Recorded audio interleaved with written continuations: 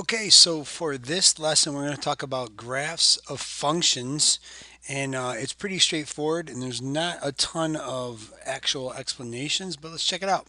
So you're talking about a function defined by a graph. So you can see here that this function is a piecewise function, and it looks to be a piece of a constant function, which is this part right here, and a piece that is absolute value, which is this piece right here.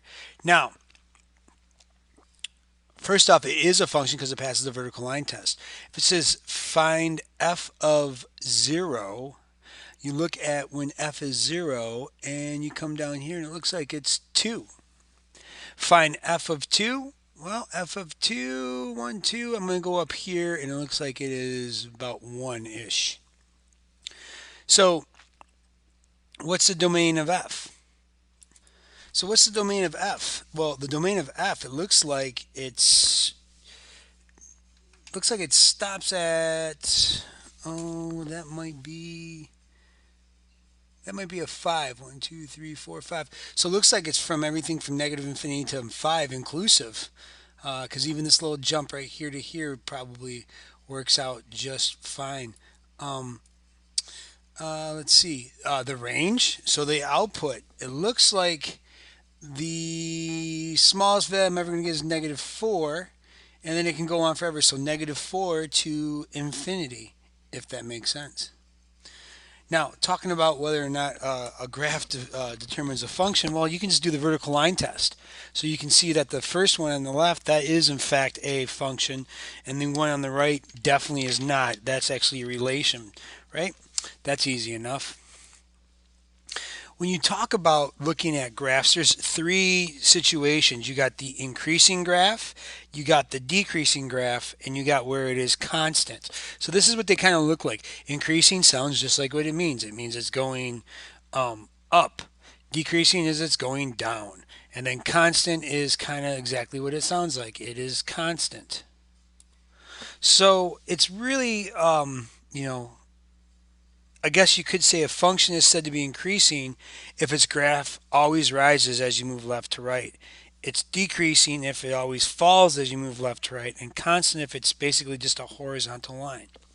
So where does this help? Well, good question. You look at a function like this and you ask on what interval is the function increasing, decreasing, or constant. So you just kind of check it out. If you're looking at this, you can see that it is increasing. I guess it's increasing right here. So it's increasing on the interval from, it looks like, -3 to 0. Decreasing? I don't see it decreasing anywhere. But where is it constant? Well, it's constant from negative infinity all the way over to here to -3, and from 0 all the way to infinity. So that's where you figure out where it's increasing or decreasing. The other thing that you might have talked about before is local maxima and local minima.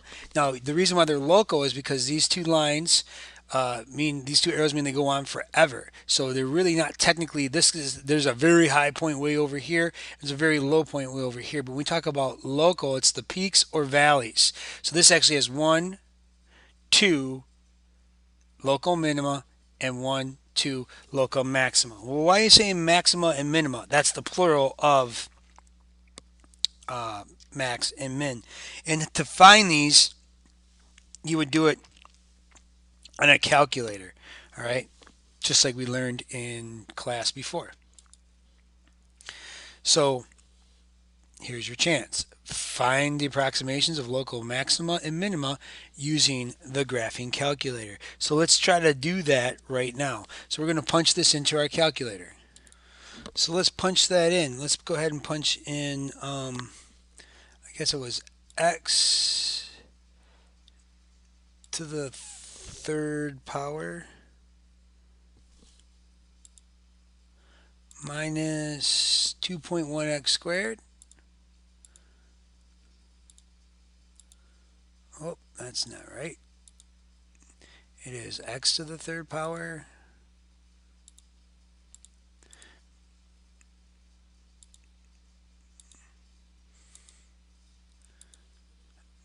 minus 2.1 x squared, and then we got to do a plus x, and then we got to do a plus 3, and you can hit graph. And when you graph it, you can see that you actually have, it's kind of hard to see right here, so, but I see it's something there and something there, so I'm going to use my zoom box. Don't always have to use zoom box, but Z box is cool. So let's use Z box a little bit,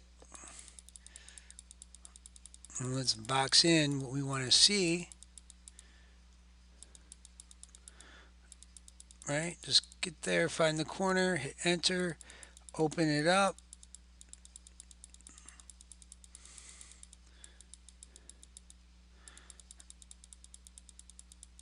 There's that, and let's see what we got.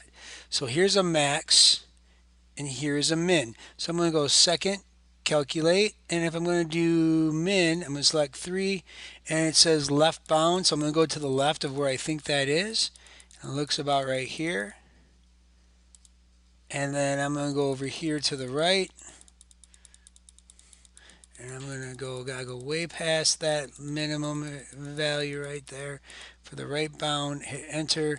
Guess I'm just going to hit enter, and it approximates to be 1.096. So I'm going to give you, I'm going to have you find the local maxima on your own, and I'm just going to keep going. So I would pause the video, maybe take some sketch note, and maybe figure out on your calculator if you can do that. All right, so that's that. Yeah,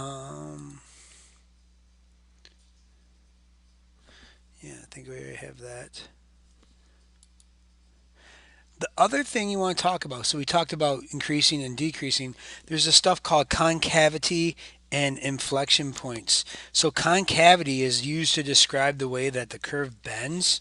So for any 2 points in a given interval that's on a curve, the segment that is above the curve, that's concave up. If it's below the curve, it's concave down. So you can see I drew a straight line like this. This is concave up. Here's a different one. This would be concave down. All right, where it's where a straight line is neither concave up or concave down, that particular point is called an inflection point. That's basically where the graph starts to change direction. So you can see how this is decreasing, and then boom, all of a sudden it's starting to, concave up versus concave down. Actually, concave down versus concave up. That's your inflection point. So it's one of those things you got to just look at, and you can kind of find it, and you can see what what's going on when you investigate the graph. Okay, so that's what you have: the concave up, concave down, and your inflection points. So what I'd like you to do is I'd like you to graph this function x cubed plus 3x squared minus x. And I want you to find where all the local max and the min, find out where the intervals are increasing and decreasing, any inflection points, and where is it concave up and where is it concave down.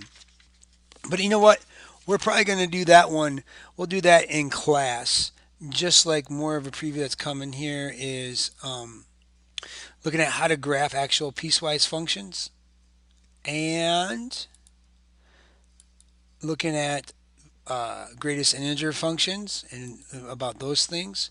Okay, and so that's what we're going to do in class, is we're going to look at this stuff, and we're going to talk about parametric equations. So take really good notes on this stuff, and we'll pick up right there with example 5 in class tomorrow. And I look forward to seeing you there, and may the force be with you.